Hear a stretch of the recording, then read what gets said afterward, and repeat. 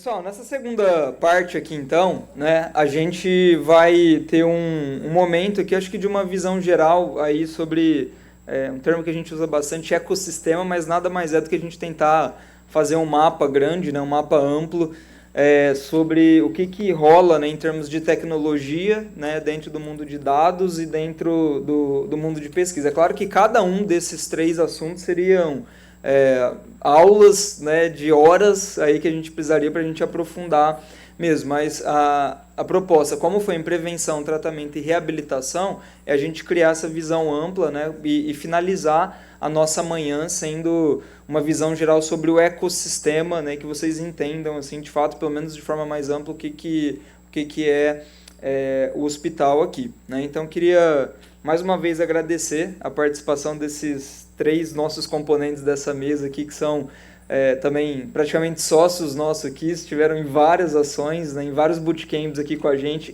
e nas mentorias, também dentro dos projetos de validação, de prova de conceito. Os três aí estão, né, extremamente ligados a todos esses projetos que a gente tem aqui. Então, eu queria chamar para compor a mesa aqui Dr. Vinícius Vasques aqui primeiro, o André Pinto, nosso cientista de dados, e o Alexandre Covelo. Por favor, pessoal, bem-vindos aqui.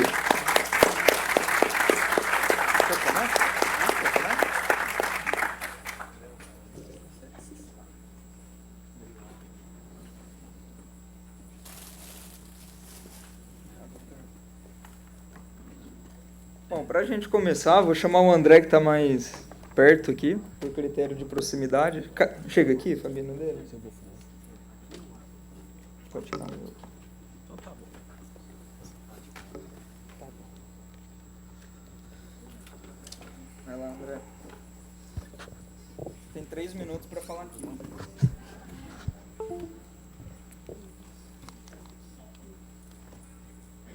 E aí, pessoal, enquanto a gente vai ajeitando as questões técnicas aí,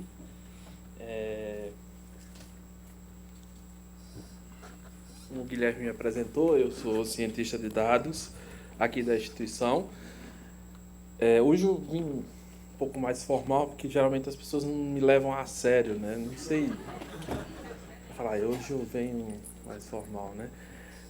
Então, para a gente falar um pouquinho sobre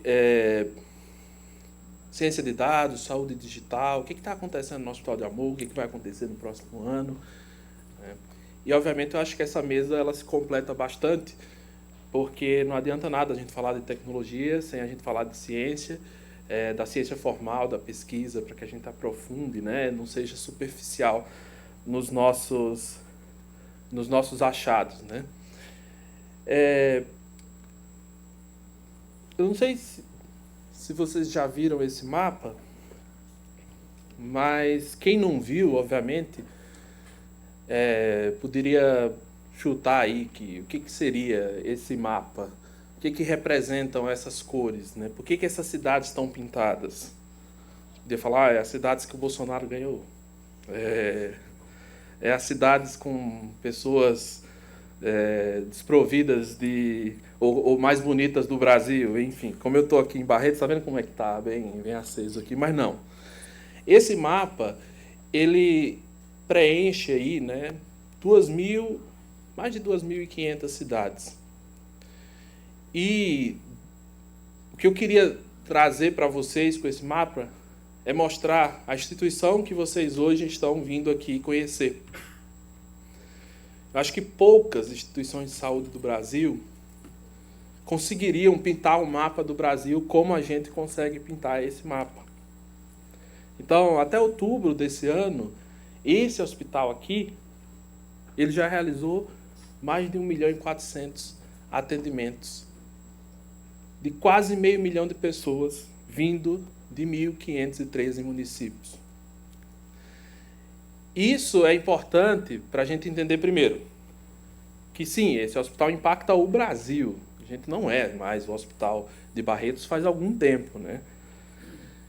E pensando no desenvolvimento de produtos, pensando nas descobertas científicas, é perfeito esse ambiente. A gente cria um ambiente, um ecossistema que possibilita que sua tecnologia, que sua ferramenta diagnóstica seja testado de forma mais diversa possível. Então, nós somos uma instituição oncológica, mas também nós fazemos reabilitação, nós fazemos diagnóstico precoce de câncer, e é por isso que a gente consegue pintar esse mapa. E a gente vai nos rincões desse Brasil para cada vez mais estar mais presente onde o primeiro setor não está. Então, voltando assim para o tema inicial da palestra, né? Saúde digital e ciência de dados no Hospital de Amor, eu gostaria só de conceituar esse termo saúde digital. Nessa área de tecnologia as coisas mudam muito rápido, né? E até um tempo atrás se usava e-health, e aí veio a OMS e falou, não, saúde digital é algo maior do que e-health. É um campo de conhecimento e prática associado ao desenvolvimento de tecnologia digitais para melhorar saúde. E isso é muito importante, para melhorar saúde. Não é só para ter mais um aplicativo, é para melhorar saúde. Então, se seu produto não entrega valor ao paciente, ele conceitualmente não faz parte desse processo de transformação digital, né? Ou desse âmbito da saúde digital. Então, basicamente abrange esse conceito aí do e-health, né? Colocando sempre o paciente no centro da coisa e usando de tecnologias como IoTs, inteligência artificial, Big Data e robótica para melhorar a assistência à saúde, para entregar mais valor. E quando a gente fala em saúde digital, logo vem essa palavra transformação digital também, né? A gente tem que pensar que nos últimos 10 anos, principalmente aqui no Brasil, na última década, a gente passou por um processo de digitalização. Será? No fundo, a gente digitizou, que é um termo que nem existe em português, né? A gente tirou do meio físico, passou para o meio digital. Mas o que a gente ganhou com isso? Mais burocracia na hora de preencher os prontuários? Né? Então, o que a gente entregou mais de valor para o nosso paciente? Então, nós digitizamos, mas estamos agora começando a digitalizar. E digitalizar significa mudar os processos para que ele se encaixe dentro desse meio digital e para que você tire vantagens disso. Se você gasta um tempão ali preenchendo o prontuário e depois você não tem indicador, para que você gastou esse tempão aí? Para a gestão? Não foi. Né? Já que o paciente não tem acesso, também não está entregando valor para ele. Então, a digitalização é um passo adiante, que eu acho que a saúde brasileira, pelo menos, está passando por esse momento agora. E aí sim, a gente pode falar em transformação digital. Que é aquele momento que você usa todo o aparato digital para ganhar mais, para entregar mais valor, para economizar, de fato, recursos, para usar da inteligência que os dados lhe permitem, né? Então, não vamos achar que estamos no meio ou finalizando o processo de transformação digital na saúde. Não. Nós estamos bem no início, talvez na pré-história, que até agora a gente só fez digitização, pelo menos a maioria dos serviços. E o Hospital de Amor, vendo esse conceito, né, olhando para o governo principalmente, que cria, depois de 20 anos, uma secretaria de saúde digital. O nosso CEO pensou, opa, isso vai se tornar uma prioridade. Por que não ter um departamento aqui dentro que olhe para isso? Né? Então, nós já tínhamos iniciativas como a telesaúde, o núcleo de análise de dados, que hoje está sendo formado por mim. Minha equipe ainda continua de equipe, mas ela vai melhorar. As promessas são muito boas para 2024. Obviamente, a gente não pode estar dentro de um ambiente desse sem pensar em fazer ciência. Então, por que não criar um laboratório de inteligência artificial para que nós usemos nossos dados para gerar conhecimento?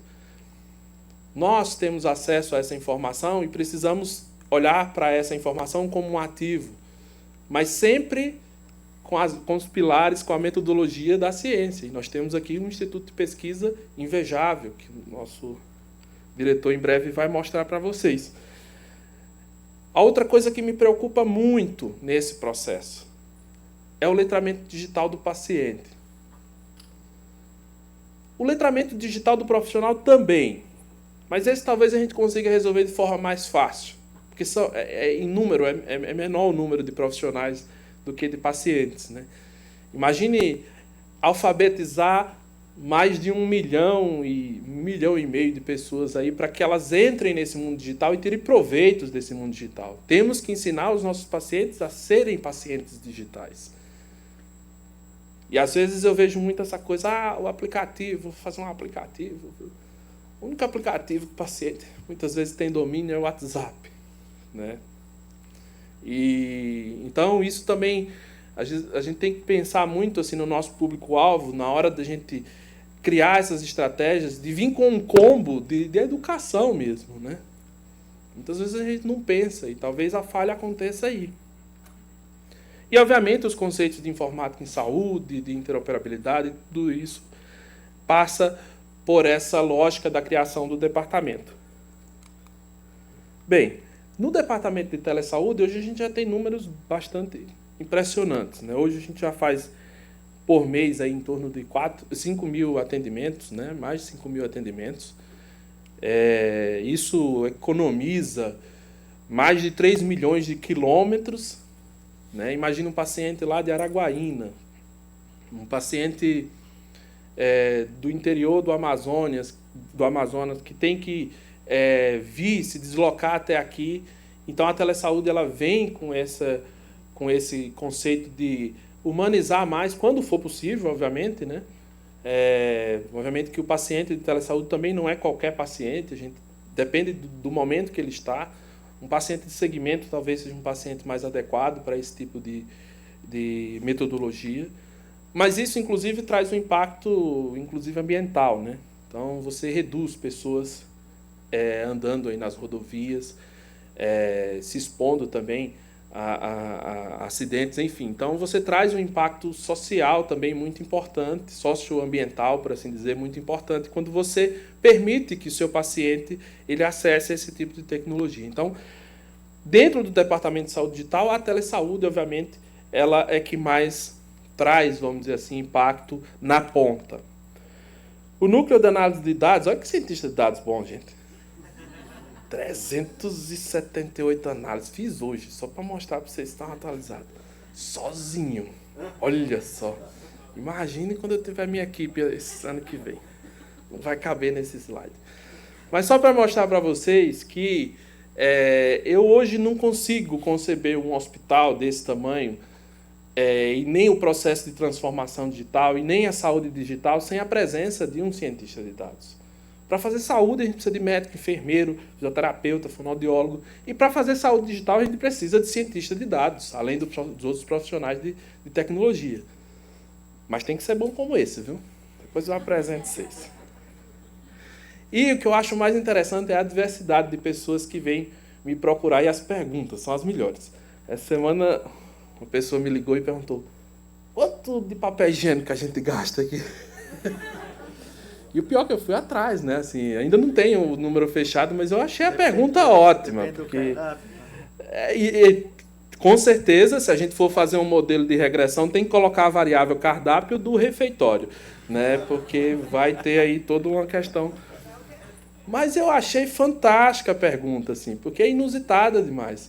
Então a gente faz análises que o cientista lá do IEP nos pede, faz análise que o captador de recursos nos pede. Até os palhaços já me pediram análise aqui para fazer, né? Então vai desde o CEO até as demais profissões que existem dentro do hospital que precisam de dados para tomar decisão. Existe essa carência, eu acho que em todo lugar. Então, baseado nesse trabalho, que a gente consegue ter esses indicadores que, sim, trazem muito impacto para a gente, porque faz com que o nosso doador, seja o governo, seja o doador pessoa física, olhe para a gente como, de fato, um hospital bastante relevante. Então, hoje, em média, a gente tem aí mais de 13 mil novos casos. Nós temos sobrevidas que chama muita atenção dentro do contexto do SUS, né? Então, em geral, temos sobrevidas melhores que os hospitais públicos do restante do país. O ano passado, aí, mais de 1.600.000 atendimentos, mais de 500 mil de pessoas. Quimioterapias foram quase 100 mil ano passado. Mamografias, aí, como já foi falado aqui, mais de 280 mil. Papa Nicolau, mais de quase 260 mil. As consultas de telesaúde, como eu falei, e mais de 9 mil refeições são dadas diariamente aqui, são disponibilizadas diariamente aqui. Então, estamos aí em 15 estados, 20 unidades fixas de prevenção, 52 unidades móveis, 6 hospitais oncológicos, 3 centros de reabilitação, 2 AMES, 2 hospitais gerais, 5 UBSs, 1 UPA. Olha esse ecossistema. Olha o tanto de problema que a gente não tem para vocês resolverem. E quanto custa tudo isso? Quase 1 bi por ano. E quanto que o SUS nos repassa? 21% disso. Então, tudo isso é para, vamos dizer assim, apresentar esse cenário para vocês. Então, em 2024, vem novidade aí, minha equipe vai crescer, se Deus quiser. Tem uns 3 cientistas de dados aqui. A gente conseguiu aprovar, né, junto, o Departamento de Saúde Digital, o Arena, o IEP, a TI, juntos aí conseguimos fazer um projeto para criar o primeiro laboratório de oncologia, de inteligência artificial aplicada à oncologia, que a gente apelidou aí de LEA-ONCO, que vai permitir, né, gerar esse ecossistema para que as startups tenham mais facilidades em acessar nossos dados, né, esses dados vão estar em um data lake em nuvem. Vamos ter um processador físico aqui bastante robusto, com 8 GPUs de 32 GB. Então, assim, a gente vai conseguir fazer bastante coisa. Não vou colocar mais detalhes aqui, mas só para vocês entenderem que, sim, ano que vem tem mais cientistas de dados aqui. Sim, ano que vem a gente vai, sim, poder produzir nossos próprios algoritmos de inteligência artificial, mas não na velocidade que muitas vezes vocês conseguem. Então, precisamos trabalhar juntos, para que a gente use essa estrutura que vai estar aqui e para que a gente, acima de tudo, melhore a assistência do nosso paciente. Se não for assim, se não for para melhorar, como é o conceito lá da OMS Saúde Digital, não faz sentido. Bem? Então, meu tempo acabou. Eu agradeço.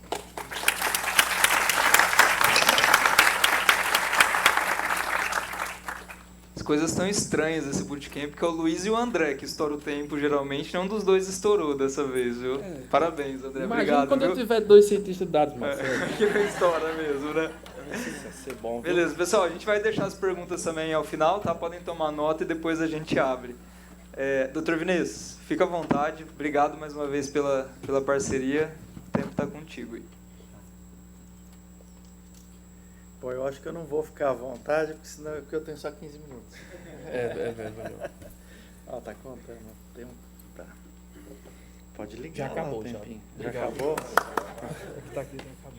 Então, é muito bom estar aqui com vocês e, ao mesmo tempo, para mim, é um certo desafio, porque no meu pensamento, muitas vezes eu imagino que talvez seja só na minha cabeça, mas que eu sinto que em algumas circunstâncias as pessoas têm um pensamento de que a ciência corre para um lado e a educação que gera o cientista corre para um lado e a inovação corre para o outro.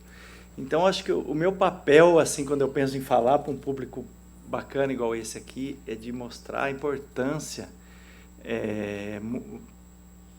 da ciência e da academia, vamos dizer assim, né? Que eu falo academia, mas é até engraçado, porque o que a gente trabalha aqui na pesquisa é bem longe do que a academia formal, a maneira de, como dizem vocês, o mindset é diferente, né? A maneira de pensar é diferente. Então, eu a princípio, comecei preparando algo um pouco filosófico, né? Um pouco para a gente pensar. Aí depois eu mudei, tá? Mas aí no meio eu mudo aqui também, né? Então, eu pensei em trazer 2 perguntas, né? Qual seria o papel da pesquisa acadêmica no ambiente de inovação? e também quais as oportunidades do universo da inovação dentro da ciência acadêmica, né? Essa intersecção, como é que a gente... Só que eu não vou discutir, não vou falar sobre isso, eu quero que essa pergunta fique aqui, quem sabe a gente retoma ela em algum momento aqui, né? Então, essas perguntas, eu sempre, ao mesmo tempo que me angustiam, porque eu acho que a ciência sem transformar o mundo, ela não serve para nada. Até serve, mas assim, a gente precisa melhorar o mundo está cheio de desafios e problemas, e a saúde está cheia de desafios e problemas, e a saúde pública no Brasil está cheia de desafios e problemas, e nós só conseguimos enfrentá-los com novas tecnologias, com novos pensamentos e com conhecimento, né? E aí, às vezes eu fico pensando, né, qual que é o valor do pensamento passado, qual que é o valor das nossas bases de cultura, né? Poderia falar aqui, porque ideia, de vez de eu mandar meu filho aprender a programar, ele vai aprender latim essas férias que vem, ou do valor de alguns conhecimentos do passado, mas o que aconteceu nas grandes revoluções, onde houve uma grande substituição de processos, e nós estamos passando por mais uma, né? Mas, como aqui a gente vai falar de oportunidades, eu resolvi principalmente mostrar o que nós temos feito no Instituto de Ensino e Pesquisa, né? E o que eu chamo de um certo milagre que aconteceu aqui, e eu tenho muito orgulho de trazer, mas porque eu acho que assim a gente mostra algumas oportunidades para essas cabeças brilhantes que estão aqui, e a gente mostre algumas ferramentas, que nós temos nos nossos, aqui na Fundação, dentro do Instituto de Ensino e Pesquisa, que a gente pode, através de associação com vocês, buscar soluções, né? Então, assim, falar que o André fala que ele é um homem só, né? Parece o Dom Quixote ali, né? Saindo, né? Com seu cavalo, né? Sozinho, né? Enfrentando, né? Os moinhos de vento, né? Nós fomos assim um dia, né? Nós começamos de uma promessa do seu Henrique, uma mesa de plástico, 4 cadeiras e três pessoas, né? Eram 3, não eram só, né? Mas, e fala assim, bom, agora vamos fazer pesquisa aí, né? Mas você vê, de 2008, uma semente plantada, e eu não vou, como a gente tem pouco tempo, eu não vou contar a história aqui, mas eu vou dizer que essa semente não era semente de uma plantinha qualquer, mas sim de uma árvore robusta, né? Então foi crescendo. Ciência, você não colhe fruto em uma semana, em um mês, nem uma safra de soja, que é 3, 4 meses, mas a gente leva alguns anos. Mas a gente, em uma década, a gente fez uma virada extraordinária, né? Hoje nós temos mais de 200 pessoas trabalhando dentro do Instituto, né? E uma coisa interessante, André, é que chegou uma certa hora, o senhor falou, eu não contrato mais ninguém para vocês, não. Você se vira, né? E a gente hoje contrata muita gente através de projeto, através de fomento, e a gente conseguiu crescer, mesmo com as limitações que a gente tem que entender, que a gente trabalha num ambiente com várias limitações orçamentárias e que a gente depende de doações. O dinheiro aqui é um dinheiro que ele vem muito suado aqui para dentro da instituição. A gente tem que valorizar cada centavo, né? Mesmo assim, a gente conseguiu crescer. Eu queria mostrar para vocês um pouquinho o que a gente tem dentro do Instituto de Ensino e Pesquisa. Que, quem sabe, vocês possam ver oportunidades para a gente trabalhar junto e descobrir novas abordagens, né? Inovação, né? Eu digo, soluções muitas vezes inusitadas para velhos problemas, né? Então, a primeira coisa, nós temos 2 cursos de pós-graduação aqui, né? Um que é uma pós-graduação acadêmica, né? Tem mestrado, doutorado em oncologia, que nós temos muito orgulho de ter uma nota 5 na CAPES, que depois virou nota 6, né? Aqui está nota 5 ainda, nota 6, né? Esse slide está antigo. Nós temos nota 6 de 7, que é a maior nota no Brasil em oncologia, 6, nós temos nota 6, né? E nós temos alunos de mestrado, alunos de doutorado e alguns pós-docs, ou seja, nós temos muita gente pensando nos problemas da oncologia o dia inteiro. Temos vários alunos de mestrado e doutorado que são dedicação integral, então estão o dia inteiro pensando em soluções dentro da pesquisa para oncologia, né? Nós temos 4 linhas de pesquisa, basicamente dentro da pós-graduação em oncologia acadêmica, que é cuidados paliativos e qualidade de vida, epidemiologia e prevenção do câncer, oncologia clínica e cirúrgica, oncologia e patologia molecular, com vários grupos de pesquisa que vocês podem conhecer, conversar, né? Nós temos os contatos e a gente sempre trabalhou com muita interação, então é uma oportunidade grande trabalhar com esse grupo grande de pessoas em desenvolvimento intelectual, né? Então é um ambiente muito rico de discussão e de crescimento, então é bem interessante para a inovação. A gente tem um público de jovens aprendizes que eu acho que isso vamos dizer, é uma massa para ser fermentada de uma maneira fantástica dentro da inovação, que são residentes, tanto médicos como de residência multiprofissional, como aprimorandos, além dos alunos de pós-graduação, né? Nós temos uma quantidade grande, se a gente somar todo mundo que está aqui, tem que consultar o nosso cientista de dados para ver quanta gente tem aqui, mas há algumas centenas de pessoas que estão aqui em treinamento, em aprendizado e em alto nível, né? Então eu acho que é uma baita oportunidade, né?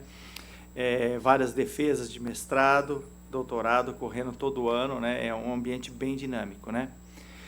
Dentro do que a gente tem no Instituto de Ensino e Pesquisa, nós criamos um núcleo de apoio ao pesquisador, que foi uma ideia muito inteligente do Dr. André, que foi o fundador do nosso Instituto de Ensino e Pesquisa nessa época de 2008, que é criar um núcleo que apoia cada pesquisa com uma equipe que ela é capacitada principalmente para conduzir coleta de dados, coleta de amostras,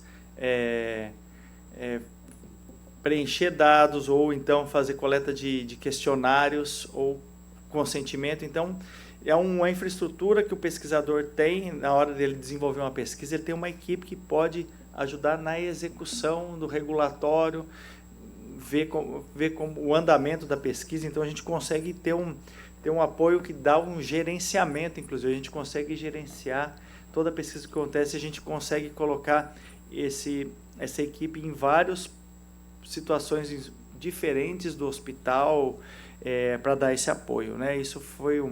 Com isso a gente consegue ter centenas de estudos gerados aqui dentro da instituição, né? Vários estudos de intervenção, né? Não é só o estudo observacional que a gente coleta algum dado ou uma amostra biológica, não, estudos de intervenção nós temos em andamento 34 estudos de intervenção, né? Então a gente tem desde ensaios clínicos ou até intervenção comportamental, temos diversos, né? Então é uma quantidade enorme de estudos que são gerados e gerenciados dentro da instituição, né? Nós temos um biobanco, né? A gente chamava de banco de tumores, né? Já tem um bom tempo que isso mudou para um biobanco, porque são amostras biológicas. E a gente vê o mapinha também, esse mapinha está desatualizado, o André vai me dar um puxão de orelha aqui, ó, que está em 2019. Mas hoje a gente tem amostras biológicas de cerca de 50 mil pessoas, totalizando cerca de 300 mil amostras, né? Então realmente a gente chama de banco porque tem valor, né? E nós temos amostras de pacientes do Brasil todo, como vocês podem ver no mapa. E isso gera um valor que é difícil até de medir no que a gente pode usar isso. Se a gente tem dados clínicos associados desses pacientes, o que a gente pode gerar com novas perguntas, respondendo perguntas prementes, né? A gente tem um laboratório de diagnóstico molecular que tem sido implementado para os pacientes do SUS e tem dado apoio à decisão clínica e de nível internacional, acreditado pelos maiores controles de qualidade do mundo, né? Nós temos um biotério com praticamente 3 mil animais agora, que estamos atingindo o topo da capacidade. A capacidade é para 3 mil e hoje em dia a gente tem 3 mil animais lá, de 6 tipos de animais diferentes para diversos estudos. Já temos colaborações com a indústria farmacêutica, né? Então, é uma oportunidade para inovação. Nós temos pesquisado mais, publicado mais e publicado melhor, né? Nosso nível de publicação tem subido em quantidade e em fator de impacto. Isso também é algo que dá a credibilidade que a gente precisa. E nós temos diversos núcleos outros de apoio para que a pesquisa ocorra. Nós temos um banco de células que pode ser trabalhado, nós temos um comitê de ética em pesquisa e ética em pesquisa animal dinâmico e muito profissional, né?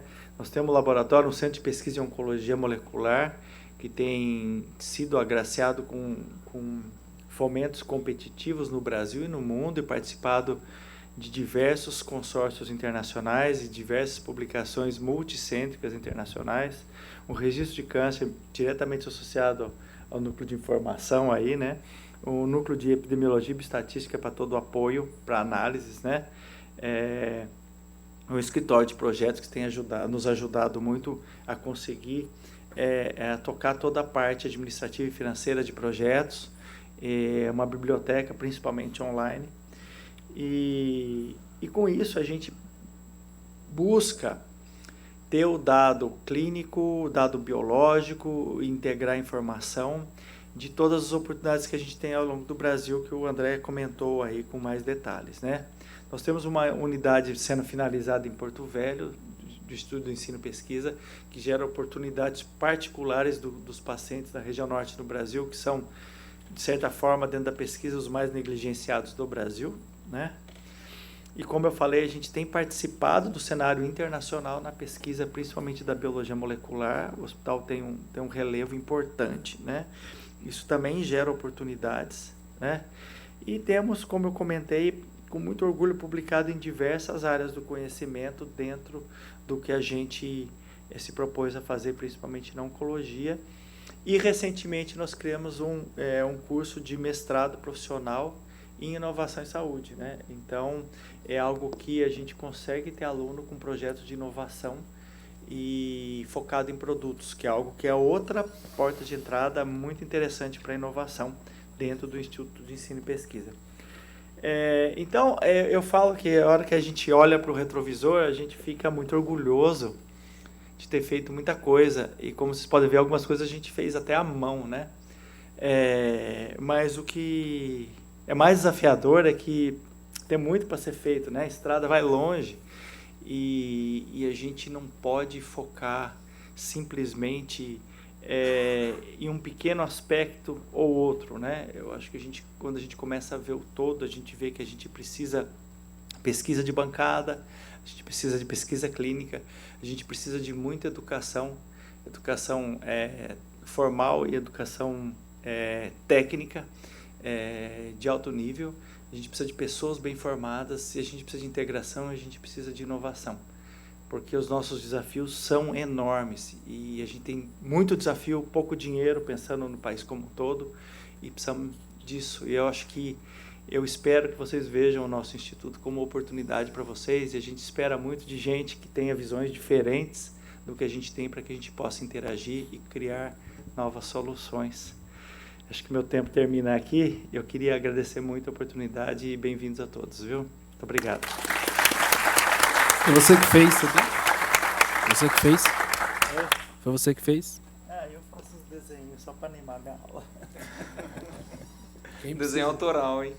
Muito bom, Vinícius. Obrigado pela parceria. Hoje a gente tem, formalmente, né, 2 projetos, que é a Living Out e a Runa, né, que são projetos acompanhados lá dentro do IEP, né? Inclusive a Living Out, o Robson vai estar aqui amanhã, e tem pesquisador, né, uma pesquisadora lá dentro do IEP, que é uma startup vinculada, né, com contrato de cooperação técnico-científica, que tem bolsista, né, dedicado dentro do IEP. Então acho que isso tem sido pavimentado, né, super factível, e já que agradeço publicamente todo o apoio aí, né, seu e de toda a equipe, né, que se envolve e se dedica aos projetos aí, quando a gente tem as perguntas científicas que foge da nossa expertise aqui, né? Então, obrigado. Só completando, acho que a recíproca é verdadeira, né? A gente tem visto a Arena e com muita oportunidade para a gente tem conversado e conhecido muitos parceiros que surgiram aí com muitas ideias interessantes e isso tem arejado muitas conversas, né? Tem sido muito bom para nós. Obrigado. Imagine ano que vem que a gente vai ter 3 cientistas de dados. Aí se não tivesse cientista, hein? Nossa Senhora. Beleza, pessoal, por fim, mas já é longe de ser menos importante aí, mas um grande parceiro nosso aqui, Alexandre, obrigado aí também. Acho que tem mais gente do seu time aqui, né? Também gratidão pública aí por todo o apoio quando a gente precisa consultar, fazer integração, extrair dados. O Alexandre é super incansável com a gente aí nessa jornada. Então, obrigado e bem-vindo mais uma vez, tá? Bom dia, pessoal. Eu que agradeço aí a possibilidade da gente poder mais uma vez estar participando do Bootcamp, né? Falar um pouquinho da história da TI dentro do hospital, mostrar os números. Eu não vou mostrar não, porque senão o André vai querer muita gente na equipe dele, né? A gente tem uma equipe monstruosa hoje, vocês vão ver. Mas enfim, né? A gente poder contar um pouquinho da história e poder saber como é que nós estamos pensando o futuro, né? Então, eu queria mostrar esse mapa nosso aí, que é quando a gente começou a coletar informação no hospital, que começou desde o primeiro dia que a porta abriu. Essa coleta de informação no passado era feita em papel, e não tão distante desse tempo ainda a gente tinha as evoluções feitas no papel dentro do hospital. E acho que muitos estão aqui, se não sabem, deveriam saber que a maior informação, né, os melhores relatos que nós temos do paciente está na evolução, que é descritiva, né? Então, a gente começa a pensar um pouquinho para frente e ver o quanto a inteligência artificial tem para nos ajudar. Porque os médicos não querem perder o tempo, entre aspas, de ficar clicando em 1000 abas para preencher informação. Então, era assim no passado no papel e hoje não é diferente num prontuário eletrônico. A maior informação ainda está dentro da evolução médica. Então, em 67, o hospital abriu as portas, o registro era em papel, né, principalmente nos prontuários dos pacientes. Em 91, a gente começou uma primeira tentativa de colocar sistemas dentro do hospital, e nessa época os sistemas não eram integrados ainda, então tinha um sistema na patologia, um sistema na radiologia, um sistema no banco de sangue, e assim todos eles separados. Eu precisava cadastrar o paciente 4, 5 vezes em sistemas distintos.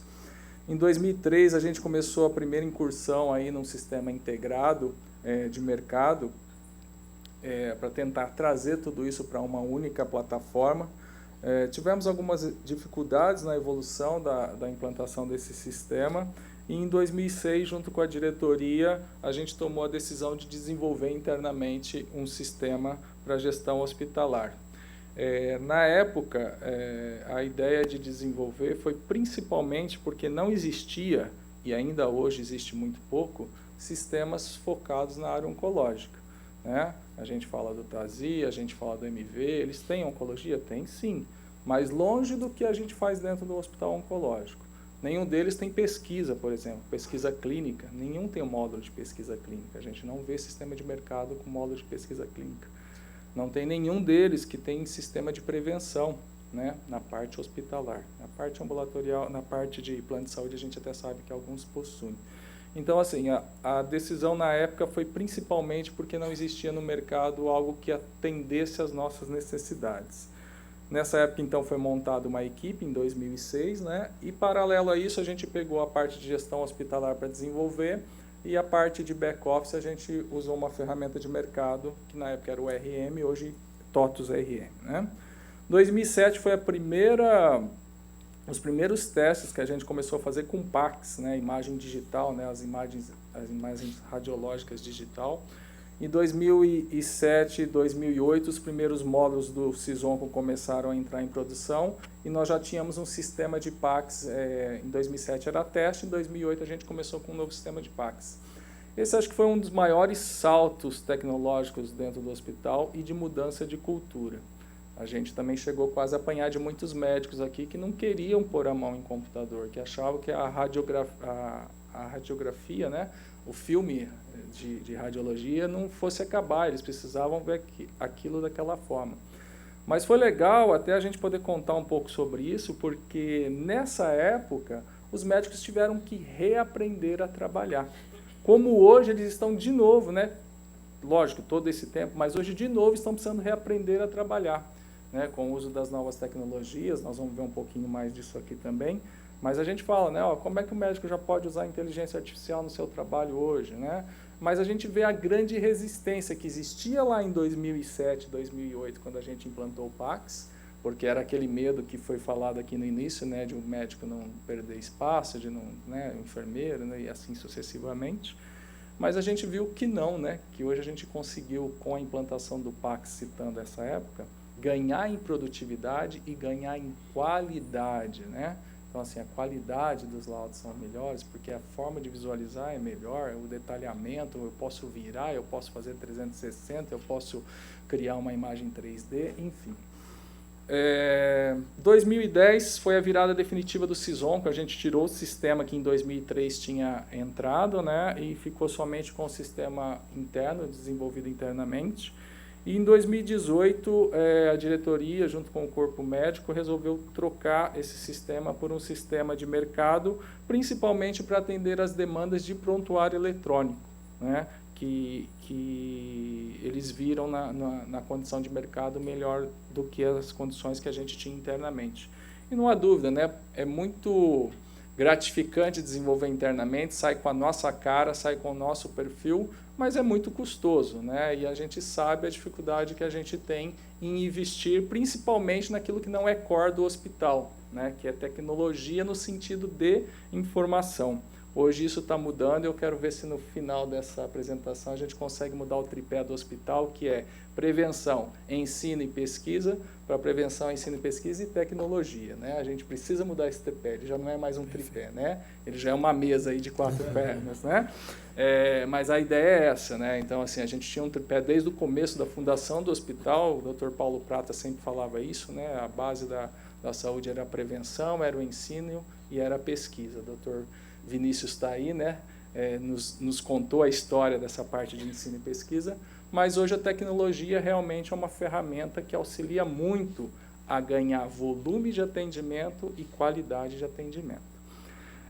2018, então, a gente começou com a briga, não, na verdade, com a implantação com o TASI, né? Uma briga árdua, um trabalho árduo, que em 2018 a gente virou o primeiro hospital, que era o Hospital Nossa Senhora, um hospital que não era dedicado ao SUS, hoje ele é, mas na época era dedicado a particular e convênio, e a urgência também da implantação do TASI foi isso, que o nosso sistema nunca atendeu convênios e particular, era totalmente focado em SUS, então o Sisonco tinha todo esse viés do SUS, né? E a gente precisava também conseguir faturar, usar todas as ferramentas de TIS da vida aí para poder fazer os faturamentos de convênio, então também veio para isso o TASI, tá?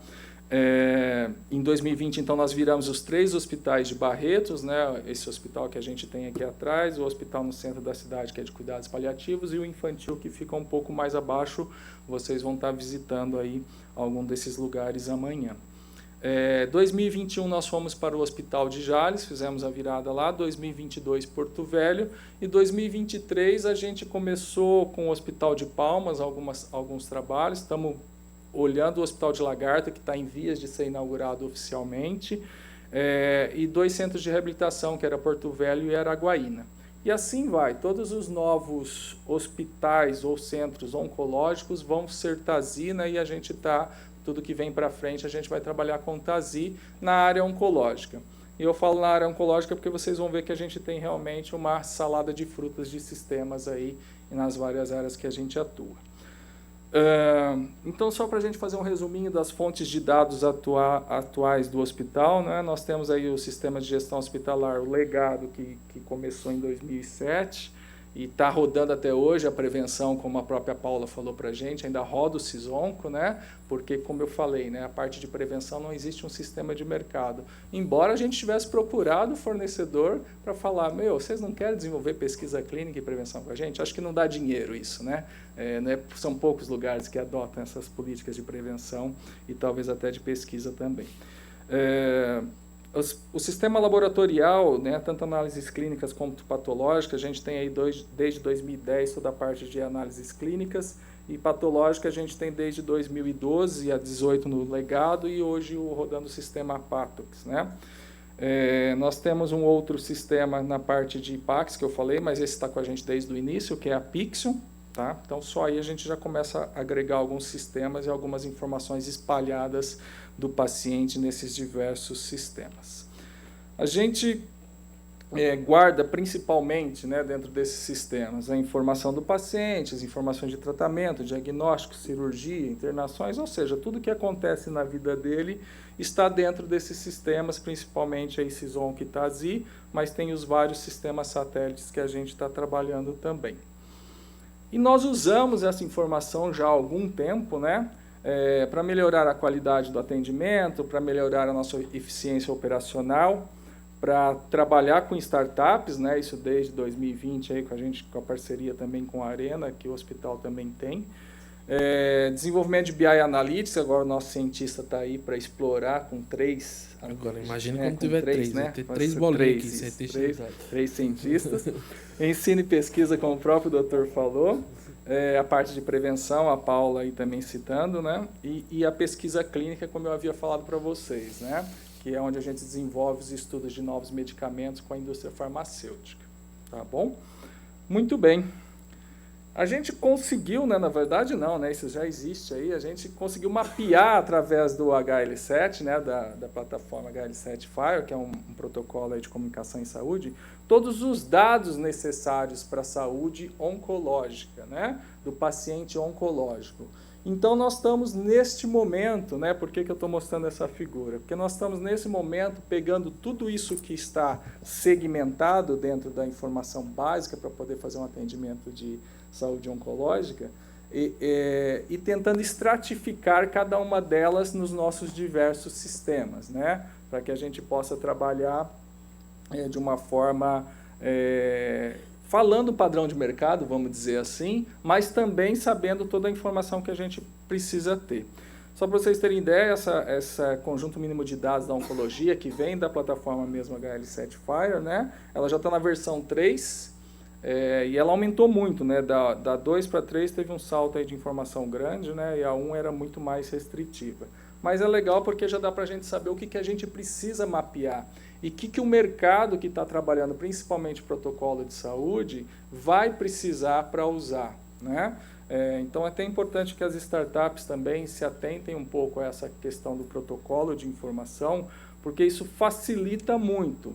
Facilita no sentido da gente ter um padrão, dificulta em saber quais são os sistemas que trabalham com o padrão. Porque hoje, quem trabalha com esse padrão, basicamente, é a indústria de equipamentos médicos. Então, a imagem da radiologia, que sai dos equipamentos de radiologia, já vem no protocolo.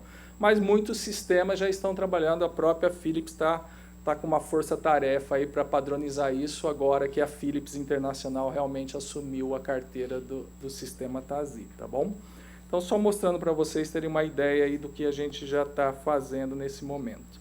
E o que nós queremos? É justamente isso, né?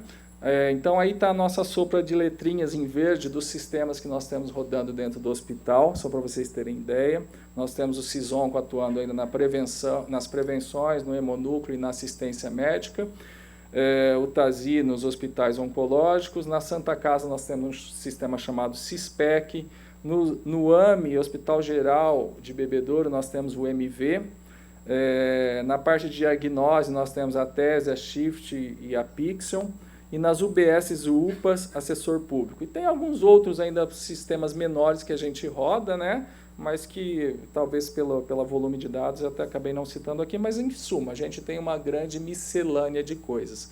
E toda vez que a gente precisa montar, buscar essa informação, ela é sempre muito custosa, muito trabalhosa, né? Então, o Guilherme falou aqui, né? A gente... Hoje tem um trabalho dentro da TI, né? Tem um especialista lá nas nossas informações, está aí presente com a gente, que é o Neto, né? Que é o braço direito do Arena. Né? A gente só não deixa ele vir para cá, porque senão a gente perde um recurso importante. Mas não enfim, devolve, hein? Se vier, não devolve. Eu estou abrindo 2 vagas de cientista de dados. Perfeito, né? Então, assim, a gente tem um trabalho árduo para toda vez que precisa coletar informação ou gravar informação dentro dos nossos sistemas. E hoje ele é mais árduo ainda, principalmente no quesito gravar, né? Então, a gente tem N startups aqui que precisa, de repente, gravar uma informação no TASI. Mas gravar uma informação no TASI não é muito simples, porque existe uma questão de compliance com a própria ferramenta. E como eles sempre querem ganhar dinheiro, eles vão cobrar de vocês, vão cobrar da gente, vão cobrar de quem eles puderem cobrar, para que a gente integre essa informação.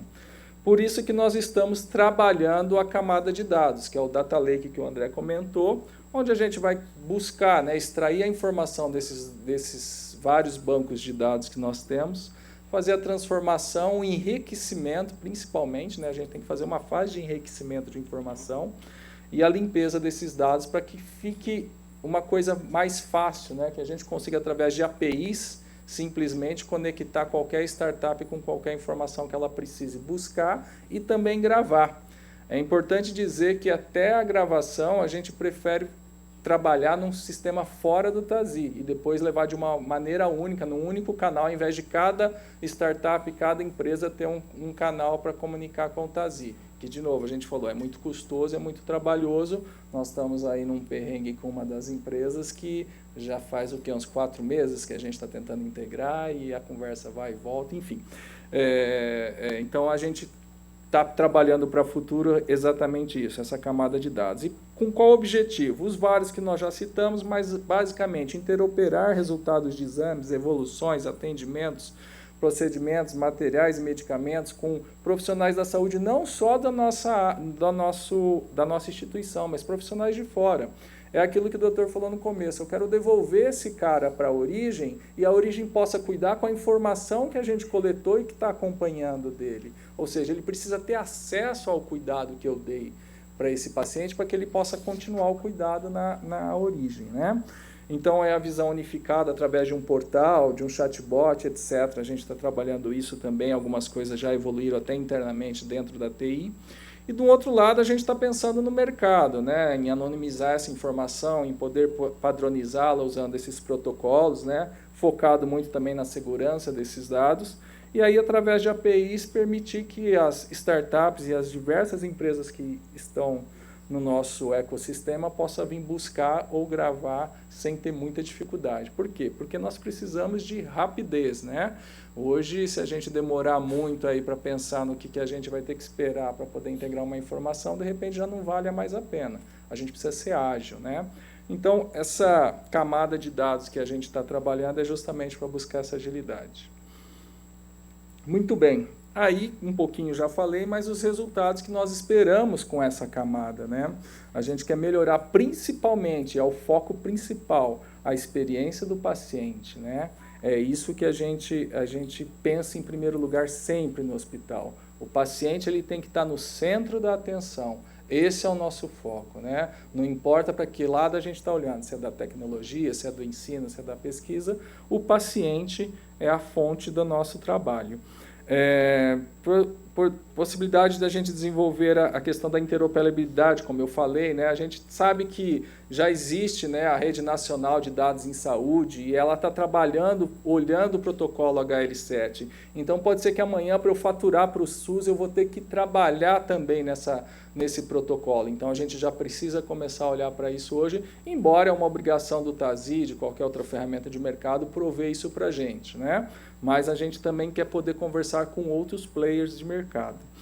Medicina preventiva, como a gente já falou bastante aqui sobre prevenção, né? Gerenciar melhor as informações clínicas. É o que a Paula falou, oxa, tem muita coisa, mas ainda é feita no papel. Ainda é feita. Será que não existe uma ferramenta que já possa integrar isso? A gente vai nos rincões mais distantes, onde não tem internet. A gente começou uma experiência, a Paula talvez não tenha falado, em 2 unidades móveis, né, Paula, com a Starlink, né? E tem funcionado, pelo que eu sei, o resultado é muito bom. Então, a gente consegue hoje ter internet onde a gente quiser, né? Então, é uma parceria com uma instituição internacional que cedeu para a gente esses 2 links e está funcionando muito bem. Então, pode ser que amanhã eu esteja com internet em qualquer lugar que eu estiver chegando, né? A eficiência operacional, assim, a gente quer agilizar os nossos processos internos, que ainda são, muitas vezes, como a própria Paula já havia citado, manuais.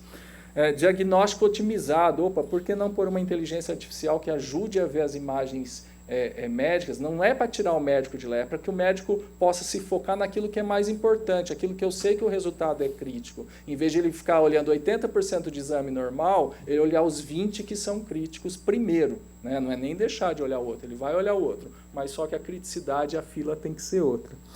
E por fim, né, um analítico aí de aprimorar o uso de dados, aí o nosso amigo André aqui agora vai, né, André? Agora, esse ano, com certeza, a gente brinca muito, né, gente? Mas o que eu acho mais legal do Bootcamp aqui pra gente é que eu já estourei o tempo.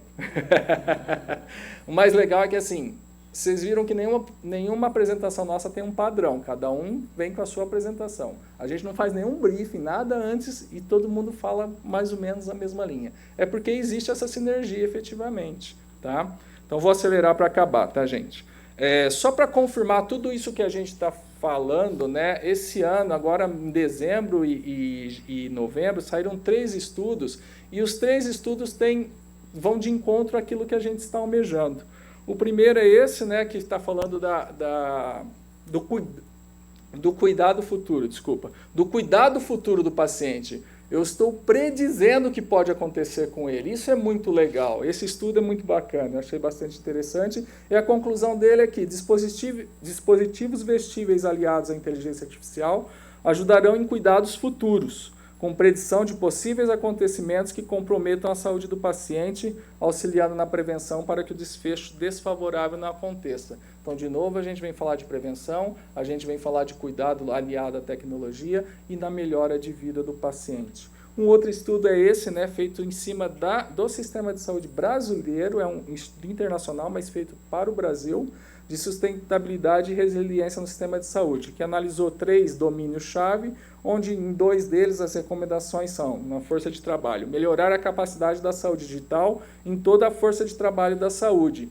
Aí é que ensino-pesquisa vai de novo ajudar a gente. O médico vai ter que sim reaprender a forma de trabalhar com as novas tecnologias, né? E o domínio de medicamentos e tecnologias, priorizando a transformação digital do sistema de saúde para melhorar a gestão, coordenação e integração dos níveis de cuidado. Legal, naquele mapa que eu mostrei anteriormente, a gente tem os 3 níveis de cuidado, né? O primário, o secundário e o terciário, né? Então hoje o hospital está em toda a área da saúde. E por fim tem esse da Philips que saiu agora em novembro, né? Só de novo falando um pouco da escassez da mão de obra na área da saúde, né? Em que diz que adiante da escassez da mão de obra e desafios financeiros, líderes e jovens profissionais partilham uma visão comum: aproveitar a inteligência artificial, os cuidados virtuais e as tecnologias digitais para aproximar os cuidados dos pacientes. A colaboração, essa é a parte mais legal, que aí é onde entra vocês, né? A colaboração e as parcerias serão fundamentais para alcançar esses objetivos. E a colaboração, vou só passar rapidinho para a gente acabar, vai diretamente a isso mesmo, a contratação de serviços terceirizados. Eu não vou conseguir gerir tudo, eu vou precisar de serviços de outras empresas para que a gente possa evoluir. E finalizando mesmo, tá? A última frase aí desse mesmo estudo, né? Que o avanço da saúde digital, aí de novo entra a parte de ensino e pesquisa, né? É essencial para a adoção de prontuários eletrônicos, mas não como eles são hoje, trabalhosos. Então, os prontuários eletrônicos hoje são trabalhosos, por isso que o médico prefere ir lá num texto da evolução e fazer tudo o que ele quer ali. E a gente tem que ficar lá usando inteligência artificial para tirar essa informação. E temos tido bons resultados nessa área. Mas então, hoje, né, eles passarão a atuar como uma espécie de assistente digital dos profissionais de saúde, integrando outras áreas como a telesaúde, interoperabilidade, inteligência artificial para facilitar a rotina e a tomada de decisão. Desculpa, gente, passei meu tempo, mas é isso, era para dar o recado e para ver que a gente está no caminho comum, todos nós dentro do hospital, e contamos aí com as parcerias com as diversas startups que estão aqui conosco. Obrigado.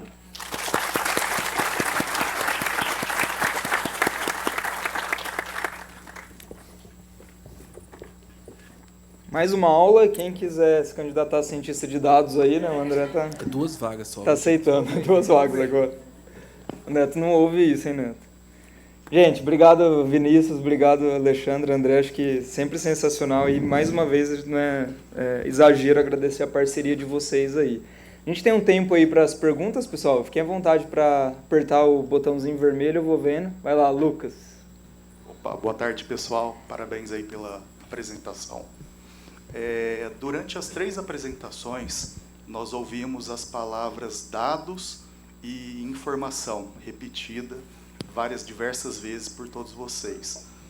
Eu gostaria de saber quais são os maiores desafios ou principais desafios da instituição para proteger esses dados e informações, ainda mais após a contratação de 3 cientistas de dados. Pode começar aí, Alexandre, que eu acho que você, da infra você entende. Eu acho que o grande desafio, né, do hospital realmente é esse, né? Como é que a gente trabalha e preserva a segurança dessa informação, né? Então não há dúvida que como a gente quer levar isso para uma camada de dados que seja na nuvem, que toda essa questão da segurança seja trabalhada ali dentro, né? No primeiro momento a gente está trabalhando essa segurança dentro da empresa. E graças a Deus, né, vamos dizer assim mesmo, né, porque a gente tem ainda boas pessoas com boas visões de trabalho e a gente acabou de ganhar uma parceria de cibersegurança muito forte dentro do hospital. Tá? Então tem uma empresa aí de mercado que viu todo o trabalho que o hospital realiza e doou todo um trabalho de cibersegurança, pelo menos pelos próximos 12 meses a gente tem eles aí para garantir. Né? Nós já tivemos episódios de vírus, né, de ransomware dentro do hospital. Graças a Deus a gente tivemos 2 episódios, nenhum deles a gente perdeu os dados, mas a gente não sabe até que ponto esses dados foram vazados ou não. A gente não tem a dimensão disso. Pelo que tenha chegado até nós, a gente não tem conhecimento, mas pode ter acontecido. A pessoa pode ter invadido, ter ficado com esses dados e de repente está trabalhando com eles de alguma outra forma. Então é sim primordial para a gente trabalhar a segurança da informação.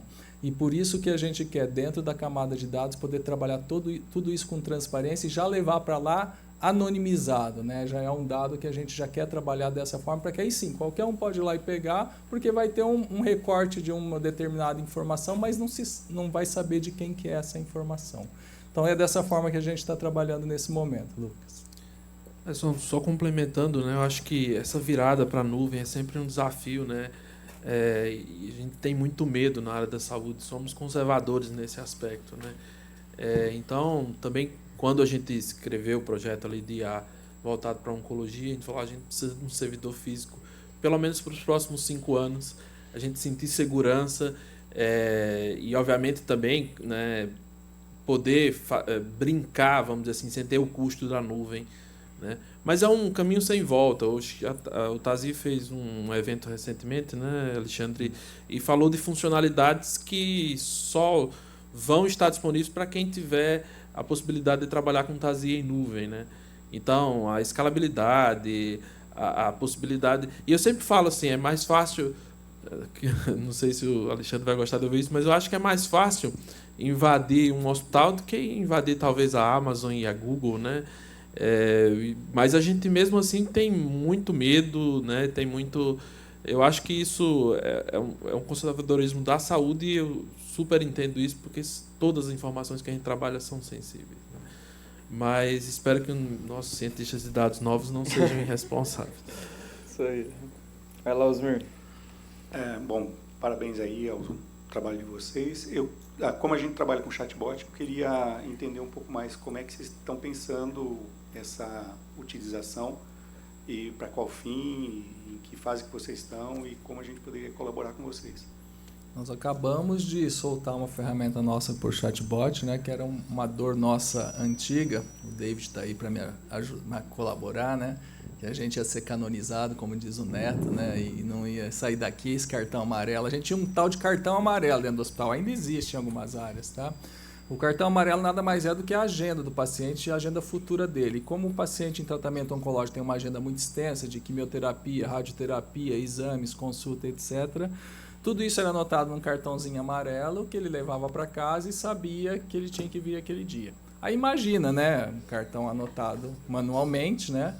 O cara ia lá, anotava o dia que ele queria vir no hospital e vinha, porque ó, tá aqui, tá anotado, né? Ou ele perdia esse cartão, ele não sabia o dia que ele tinha vindo, aí a gente tinha muito problema da falta, né? Do absenteísmo aí do atendimento. Enfim, nós acabamos desenvolvendo por chatbot uma ferramenta onde ele pode agora visualizar esse agendamento dele a qualquer momento.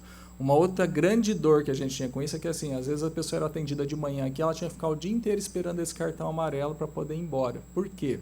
Porque a gente que faz o agendamento do paciente, não é ele que faz, né? Então a gente fazia toda a estruturação para ele vir o mínimo de vezes possível ao hospital e tinha que fazer aquela jogada para poder montar a melhor agenda. Ele ficava esperando às vezes 6, 7 horas depois do atendimento dele. Então você vinha no nosso ambulatório, ainda é cheio hoje pelos atendimentos, mas estava sempre cheio porque estava todo mundo lá esperando o tal do cartão amarelo, né? A gente começou a mudar isso agora, está fazendo 2 meses, 3 aí, indo para 3 meses dessa aplicação rodando, mas tem várias outras que a gente vê. Por quê?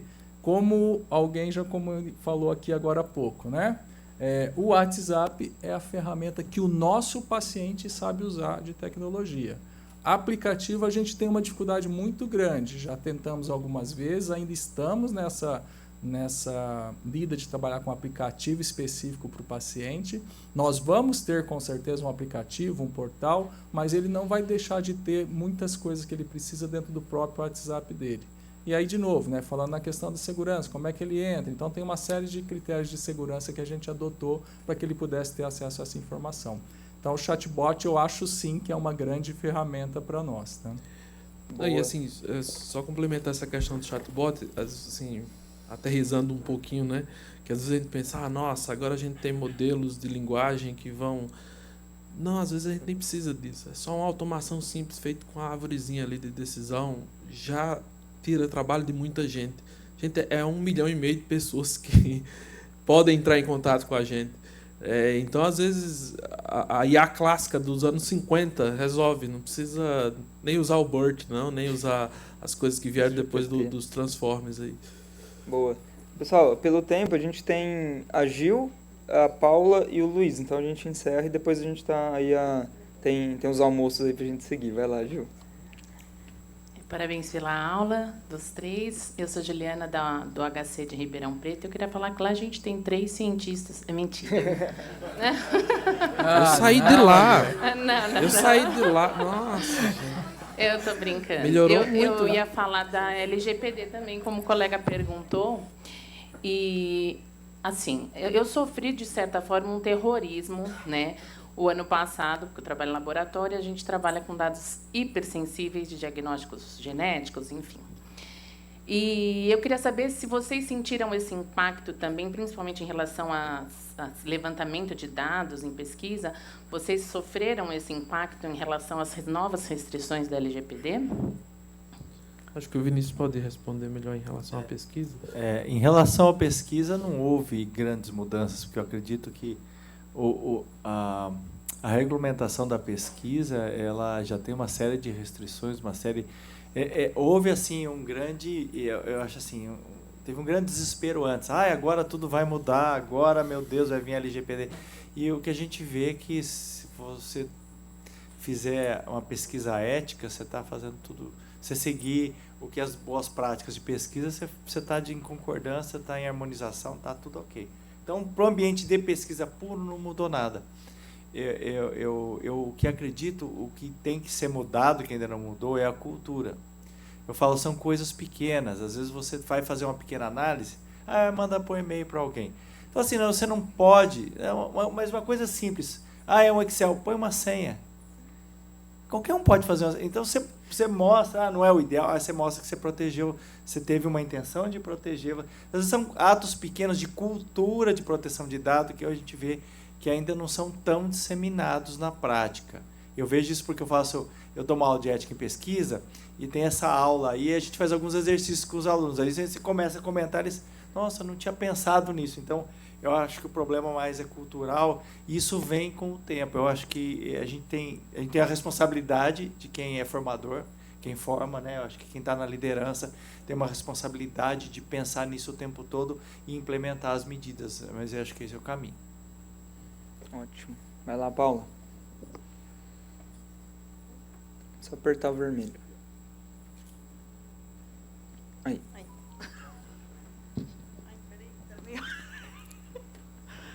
Oi, bom dia. Eu queria fazer uma pergunta, porque você falou sobre a estrutura do HL7, né?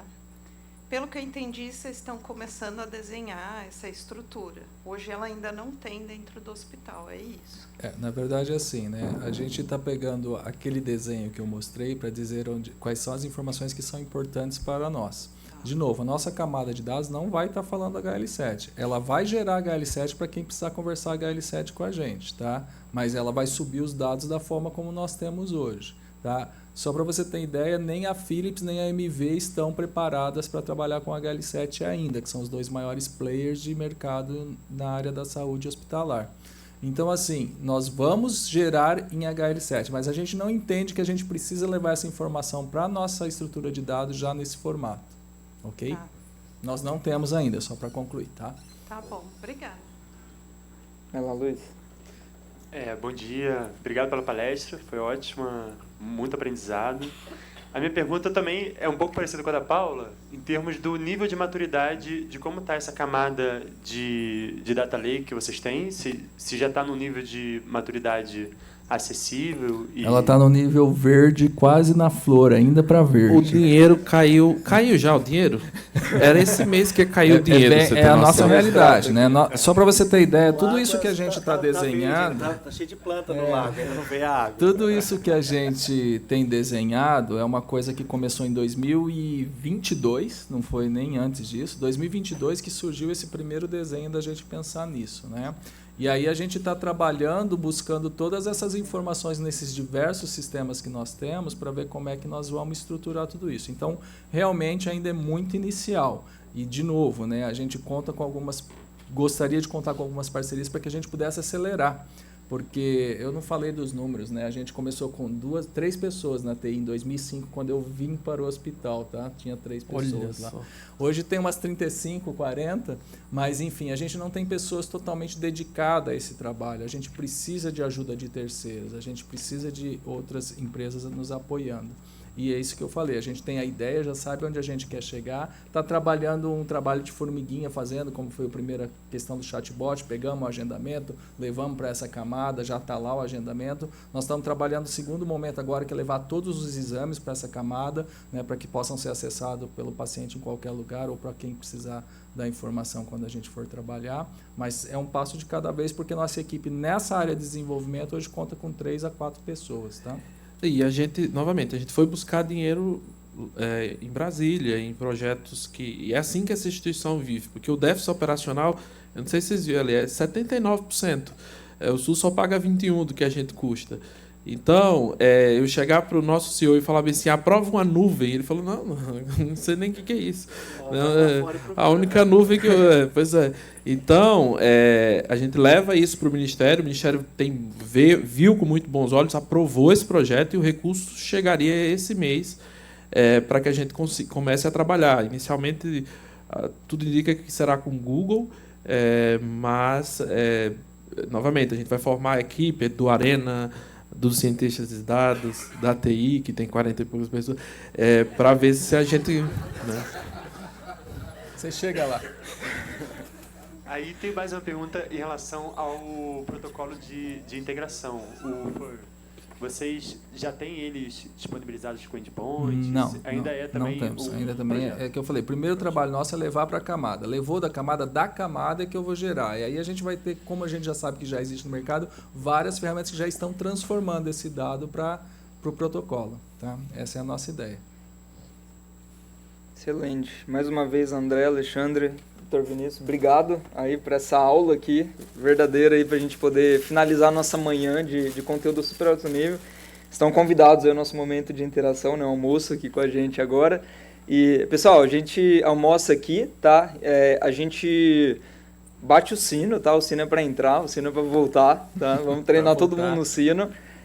Mais ou menos a 1h40, tá? Então a gente volta para cá, que a gente tem na sequência as mentorias que vai acontecer ali no salão também. Mas a gente precisa passar algumas orientações para a mentoria, tá? Mas a gente volta mais ou menos a 1h40, entre 1h30 e 1h40 a gente volta para cá, dá essas orientações e volta depois para o salão para as mentorias. Beleza? Obrigado, estamos aí, pessoal.